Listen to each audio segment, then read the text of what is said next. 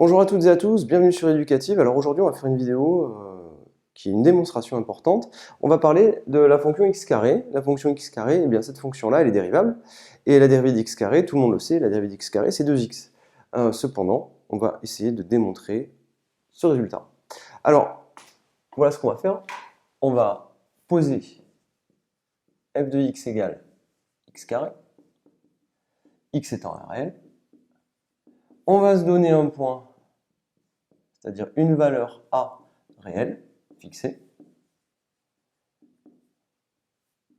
Et ce qu'on va faire, c'est qu'on va, dans un premier temps, essayer de calculer f' de a.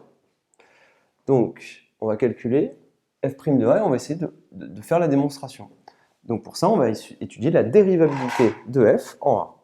Donc, voilà ce qu'on va faire. On va calculer ceci, f de a plus h, moins f de a, sur h. Et attention, h étant un réel. Donc on va prendre a un réel, soit h, un réel. On va faire notre calcul, f de a plus h moins f de a sur h. On va faire tendre h vers 0 et on va essayer de trouver normalement une valeur réelle. Cette valeur réelle, ça devrait être normalement 2a. Et dans ce cas-là, on aura prouvé que f est dérivable en a et on aura démontré la formule. Faisons-le. Alors, je vais calculer a plus h au carré, moins f de a, c'est-à-dire a carré, le tout sur h. A plus h carré, je fais le calcul. J'obtiens a carré plus 2ah plus h carré moins a carré. Je fais mon calcul. A carré plus 2ah plus h carré moins a carré, c'est égal à quoi? A carré moins a carré, ça fait 0. J'obtiens 2ah plus h carré, le tout sur h.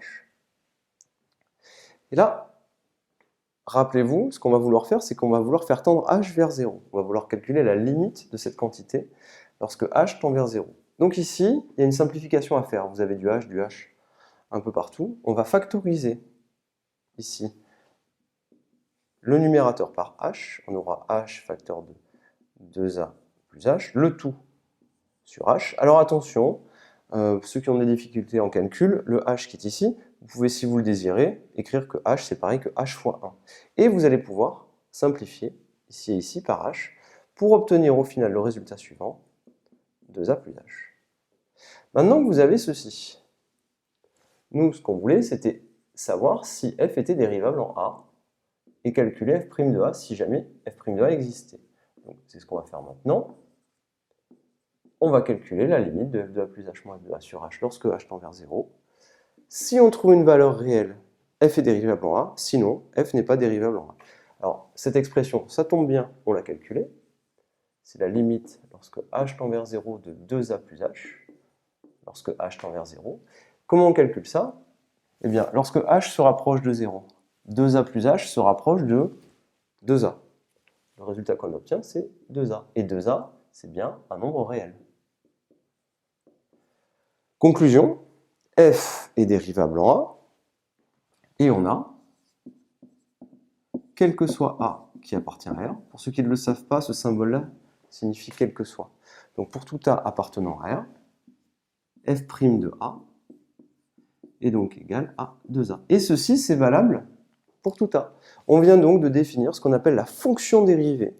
C'est-à-dire que pour tout a réel, f' de a est égal à 2a. Et en pratique, ce qu'on écrira, c'est que pour tout x qui appartient à R, on ne mettra plus des a, on mettra des x. f' de x est égal à 2x. Et on a notre résultat, raison pour laquelle la dérivée de f de x égale x carré, eh bien ça sera f' de x égale 2x. Il y a un autre exercice qui est intéressant, c'est de le faire avec la fonction racine carrée ou avec d'autres fonctions, et comme ça, en manipulant tout ça, vous arriverez à faire vos exercices. Donc c'est très intéressant et on vient de définir ce qu'on appelle la fonction dérivée. Je vous remercie et à très bientôt sur Éducative. N'oubliez pas de vous abonner.